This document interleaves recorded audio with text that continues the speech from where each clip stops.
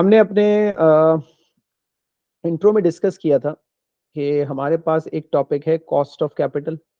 Syllabus के topic लिख रहा हूँ दोबारा। इन्वेस्टमेंट अप्रेजल, इसमें हम एनपीवी वाला टॉपिक पढ़ते हैं।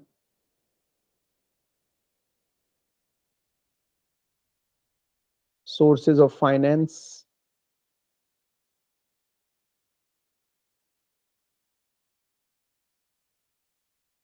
वर्किंग कैपिटल, ये 4 मेजर टॉपिक्स हैं, बड़े टॉपिक्स हैं, और 2 छोटे टॉपिक्स हैं जो हमें एडवांस फाइनेंशियल मैनेजमेंट के लिए तैयारी करने के लिए पढ़ाए जा रहे हैं। बहुत डिटेल में नहीं है। Business valuation and risk management, ये हमारे मेनली 6 टॉपिक्स हैं, पूरे सिलेबस को कवर करते हैं। हर टॉपिक से क्वेश्चन आता है एग्जाम में।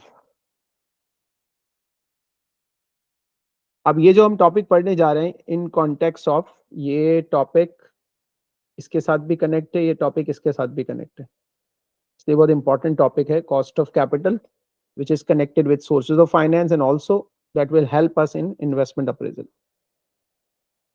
तो सबसे पहले तो हम बात करेंगे कि किसी भी पब्लिक लिस्टेड कंपनी, जब हम पब्लिक लिस्टेड कंपनी की बात करते हैं तो पब्लिक लिस्टेड कंपनी वो कंपनी होती है जिसके शेयर्स स्टॉक मार्केट में ट्रेड होते हैं।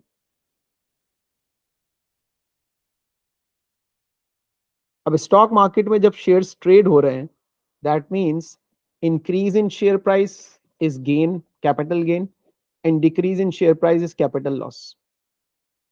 तो अगर किसी कंपनी की शेयर प्राइस डिक्रीज हो रही है, that is not good for investors, और इंक्रीज हो रही है, that is good for investors. Because अगर शेयर होल्डर ने कंपनी में पैसा इन्वेस्ट किया है, तो question is why they have invested money in the company. तो जब हम किसी शेयर होल्डर से पूछेंगे why you have invested money in the company, तो शेयर होल्डर हमें क्या आंसर करेगा? शेयर होल्डर हमें आंसर करेगा, आई want to maximise my return. हर इन्वेस्टर यही आंसर करेगा कि मुझे रिटर्न चाहिए। तो हम उससे क्वेश्चन पूछते हैं, how you will get return from that company in which you have invested money? तो वो कहेगा, my return comprises of 2 things. कैसे रिटर्न हासिल होता है शेयर होल्डर्स को? One is dividend and other is capital gain. But share holder को ये पता होता है कि capital gain along with capital loss भी हो सकता है। इंक्रीज इन शेयर प्राइस होगी तो डिक्रीज इन शेयर प्राइस भी हो सकती है। That's why share holder is interested in the performance of the business, कि अगर कंपनी अच्छा परफॉर्म कर रही है तो उसका इम्पैक्ट क्या होगा? उसकी शेयर प्राइस इंक्रीज होगी, and that will reward share holder in terms of increase in value. तो पब्लिक लिस्टेड कंपनी के, क्योंकि शेयर्स स्टॉक मार्केट में ट्रेड हो रहे होते हैं, तो पब्लिक लिस्टेड कंपनी के जो फाइनेंस मैनेजर होता है, उसकी एक रिस्पॉन्सिबिलिटी है कि वो जो डिसीजन लेगा, वो इस तरह से डिसीजन लेगा कि कंपनी के शेयर होल्डर्स की वेल्थ को उसे प्रोटेक्ट करना है। ये ऑब्जेक्टिव है, wealth maximisation of share holder. हम पूरे सिलेबस में यही पढ़ रहे होंगे कि how to maximise the wealth of share holders. अगर हम फाइनेंसिंग डिसीजन की बात करेंगे, वहां पर भी ये बात होगी, how to maximise wealth of share holder. जब हम इन्वेस्टमेंट डिसीजन की बात करेंगे तो how to maximise wealth of share holders. Anything, अगर हम कॉस्ट ऑफ कैपिटल भी पढ़ रहे हैं तो how to maximise the wealth of share holders. अब जब company, public listed company stock market में रजिस्टर्ड है, लिस्टेड है, एक रनिंग बिजनेस परफॉर्म कर रही है, सो क्वेश्चन इज कि जब कंपनी को फाइनेंस की जरूरत पड़ती है तो कंपनी के पास फंड्स कहाँ से आते हैं? कंपनी कैसे डिसाइड करती है कि उसको न्यू फंड्स जब भी चाहिए तो वो कैसे चाहिए? सो जब पब्लिक लिस्टेड की बात होती है, तो पब्लिक लिस्टेड को एडवांटेज हासिल होता है ओवर नॉन लिस्टेड कंपनीज के ऊपर, प्राइवेट कंपनीज के ऊपर। They have access to capital markets, जो कि प्राइवेट कंपनीज के पास नहीं होता। प्राइवेट कंपनीज के लिमिटेड शेयर होल्डर्स होते हैं, अपने फैमिली फ्रेंड्स वगैरह, उनके शेयर्स स्टॉक मार्केट में ट्रेड नहीं होते। पब्लिक लिस्टेड कंपनी के लिए बेनिफिट क्या है? उनका एक्सेस कैपिटल मार्केट में होता है, they can easily raise money. This is an advantage. जब उन्हें पैसों की जरूरत होगी, फंड्स की जरूरत पड़ेगी, क्या करेंगे public listed company? Public listed company either shares issue करेगी, इशू ऑफ शेयर्स, ये फंड रेज करने का पहला तरीका। दूसरा तरीका क्या हो सकता है? Issue of debt certificates, loan certificates. These are primarily two methods. One is called equity financing and other is called debt financing. देखो इस पेपर में जो हमारे टॉपिक है सोर्सेज ऑफ फाइनेंस, इस टॉपिक में थ्योरी भी ज्यादा आती है। इस टॉपिक के अंदर इंपॉर्टेंट चीज ये है कि यू शुड नो कि किस कंपनी को फंड्स चाहिए और आप उसको कैसे एडवाइस करोगे कि कौन सा funding option is viable. Short term financing solutions क्या क्या अवेलेबल हैं, लॉन्ग टर्म फाइनेंसिंग सॉल्यूशंस क्या क्या अवेलेबल हैं, why equity is better than debt financing, why debt is better than equity financing, what factors are there जो आपको consider करने हैं इन ऑर्डर टू डिसाइड कि कंपनी को आप क्या एडवाइस करेंगे। सपोज आपसे पूछा जाता है फॉर एग्जांपल कंपनी को $500 million चाहिए, इवैल्यूएट करें कि इक्विटी से लेने चाहिए, डेट से लेने चाहिए, रेकमेंड करें, हम कैसे रेकमेंड करेंगे? हमें पूरा इक्विटी के बारे में each and everything we should know. Equity क्या होती है, उस पर पेमेंट कैसे की जाती है, डेट क्या होती है, उसके प्रॉज एंड कॉन्स क्या होते हैं, इक्विटी के एडवांटेजेस एंड डिसएडवांटेजेस, डेट के एडवांटेजेस एंड डिसएडवांटेजेस, वो हमें अच्छी तरह से कवर कर। तो let's compare equity financing versus debt financing. Equity financing हम नॉर्मली किसको कहते हैं? ऑर्डिनरी शेयर्स को।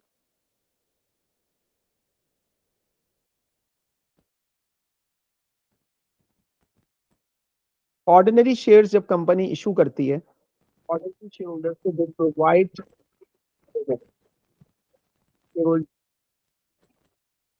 issue is that dividend is not compulsory.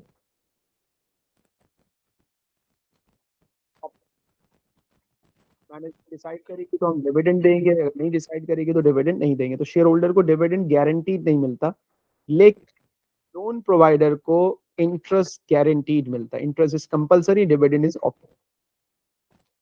तो जब कंपनी को पैसा प्रोवाइड, चांस ऑफ, दूसरी चीज ये होती है कि उनके पास as a result of their holding in the company vote cast कर सकते हैं।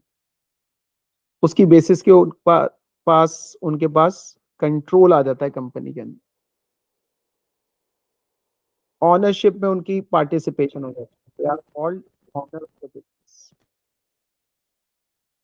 बट जब कंपनी वाइंड अप होती है तो कंपनी का जो फाइनल पेमेंट्स वगैरह की जाती है वो शेयर होल्डर्स को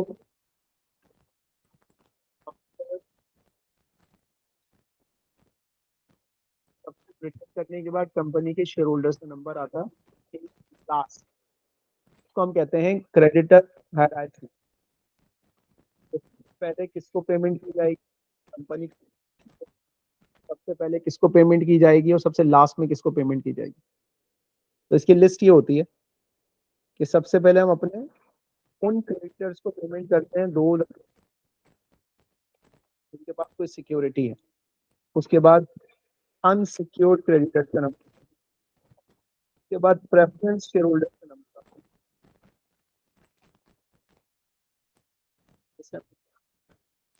ऑर्डर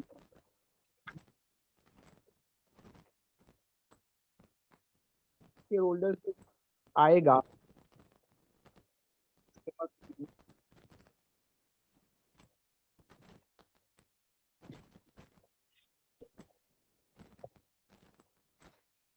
ये बेसिकली लास्ट में इनका नंबर आता है, they get after each and every person. So that's the mean, that means that कि जो ऑर्डिनरी शेयर होल्डर्स होते हैं दे टेक हाई रिस्क। क्या कर रहे होते हैं? Higher side of the risk, सबसे ज्यादा। हमारी बेसिक डिस्कशन है, you might have studied in FA that ordinary shares क्या होते हैं, ऑर्डिनरी शेयर्स और प्रेफरेंस शेयर्स में डिफरेंस क्या होता है, लोन क्या होता है, लोन यहाँ पर हम डिटेल में डिस्कस करेंगे कि हम इनको इवैल्यूएट कैसे करते हैं. Should we go for ordinary shares, और जब हम ऑर्डिनरी शेयर्स इशू करते हैं तो ordinary shares takes the form of right shares. जब कंपनी शेयर्स इशू करती है तो कंपनी हमेशा अपने एग्जिस्टिंग शेयर होल्डर्स को ये ऑफर देती है कि you can buy shares. This is by law, they have to offer to their existing share holders. जरूरी है.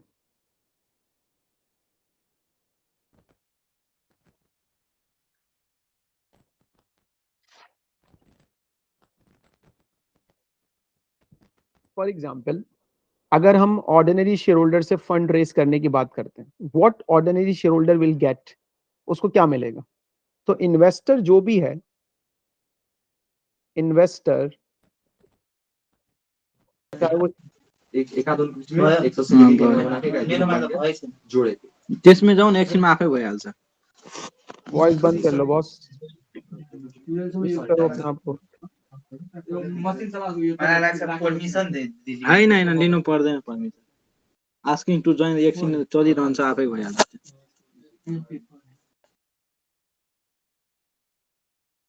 जब भी क्लास ज्वाइन करो म्यूट कर लिया करो अपने आप को.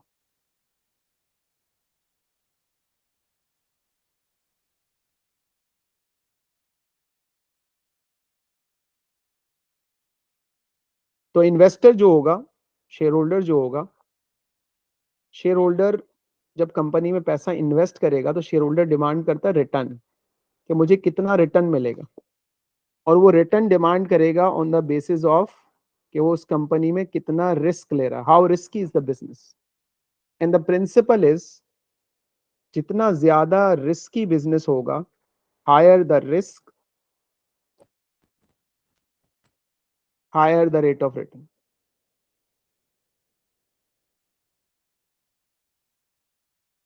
हर इन्वेस्टमेंट में रिस्क प्रोफाइल एक जैसा नहीं होता. किसी इन्वेस्टमेंट में रिस्क प्रोफाइल, रिस्क ज्यादा होता है, किसी इन्वेस्टमेंट में रिस्क कम होता है. तो उस बेसिस के ऊपर हम डिसीजन लेते हैं.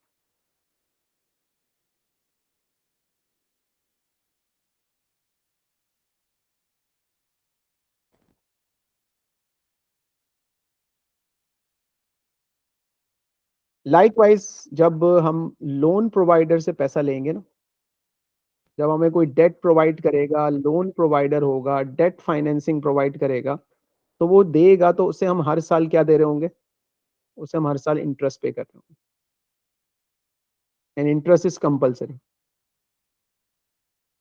और लोन देने वाला जब हमें लोन देगा तो loan provider will ask for security. Not able to pay, अगर कंपनी नहीं दे पाती तो व्हाट इज माय सिक्योरिटी? तो वो हमारे एसेट्स के ऊपर चार्ज लगा देते हैं, रिस्ट्रिक्शन लगा देते हैं कि ये एसेट्स जो है वो अगर कंपनी डिफॉल्ट करती है तो ये एसेट्स में सेल कर दूंगा. So that's why the debt financing is a secured investment. उसमें रिस्क कम होता है, लेस रिस्की. तो जब लेस रिस्की इन्वेस्टमेंट होगी तो रेट ऑफ रिटर्न भी क्या होगा? रेट ऑफ रिटर्न भी लो होगा. तब इन्वेस्टर दो तरह के हो गए. एक वो इन्वेस्टर है, रेट ऑफ रिटर्न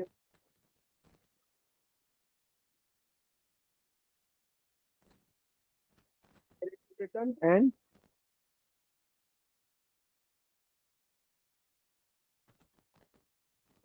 है, जहां से भी हमें फाइनेंसिंग चाहिए. अब हम दोबारा उसकी तरफ चलते हैं कि हमें पैसा कहां से चाहिए, फाइनेंसिंग हमें कहां से लेनी है. हमें ये डिसाइड करना है कि हमें फाइनेंस लेना है कंपनी के लिए, या तो हमें शेयर होल्डर से पैसा लेना है, इक्विटी फाइनेंसिंग, या फिर हमें किससे पैसा लेना है? लोन प्रोवाइडर से पैसा लेना है, विच इज डेट फाइनेंसिंग. अब ये डिसीजन पे हमारे पास एक सवाल आता है, इवैल्यूएट करें कि इक्विटी फाइनेंसिंग चाहिए या डेट फाइनेंसिंग चाहिए. तो हमें जो टॉपिक पढ़ना है वो है कॉस्ट ऑफ कैपिटल. जो भी फाइनेंस प्रोवाइडर होगा उसको हमें जो भी पेमेंट करनी है वो हमारी कॉस्ट ऑफ कैपिटल होती है. Cost of capital is financing cost. Her financing की एक कॉस्ट होगी which is called financing cost. तो इक्विटी प्रोवाइडर्स को जो हम रिटर्न पे करेंगे वो हमारे लिए होगी कॉस्ट ऑफ इक्विटी, कि हम उसको कितनी पेमेंट करेंगे एनुअल, और डेट प्रोवाइडर को जो हम पेमेंट करेंगे वो क्या होगी, cost of debt financing. And as I said कि equity takes higher amount of risk, तो हम ये कह सकते हैं कि कंपनी की जो कॉस्ट ऑफ इक्विटी होती है वो ज्यादा होती है, is greater than cost of debt. अगर कंपनी शेयर होल्डर से पैसा लेगी तो दे हैव टू पे मोर, अगर कंपनी लोन प्रोवाइडर से डेटा फंड्स लेगी तो दे हैव टू पे less. And we represent cost of equity by KE, and we represent cost of debt as KD. So we can say that cost of equity is always greater than cost of debt financing. Or we can also say that debt is a cheaper source of finance. सस्ता है, cheaper है।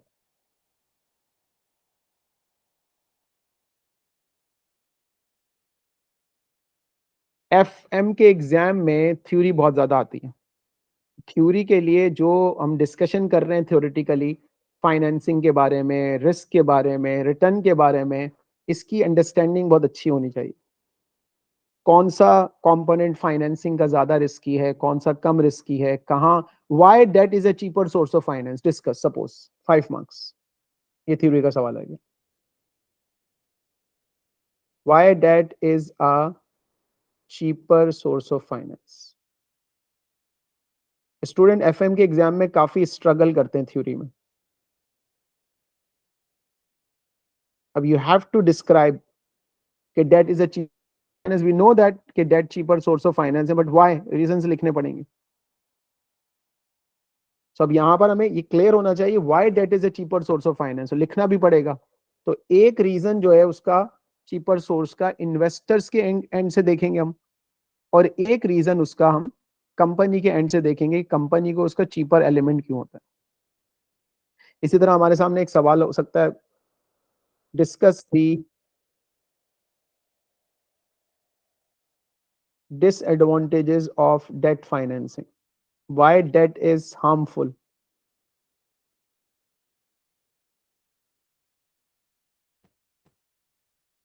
why debt is harmful, 5 marks theory. ये section C के अंदर हम बात करें, जो हमें लिखनी होगी। और जो हम जर्नल सेक्शन ए में जाएंगे, सेक्शन बी में जाएंगे, तो वहां पर ओटीक्यूज में, एमसीक्यूज में हमारे पास थ्योरेटिकल क्वेश्चंस भी आ सकते हैं। तो हमें लेक्चर्स के दौरान, या हमें स्टडी टेक्स्ट में, या हमें टेक्निकल आर्टिकल्स में अपना थ्योरी पे फोकस ज्यादा रखना। थ्योरी आप स्टूडेंट्स की अच्छी,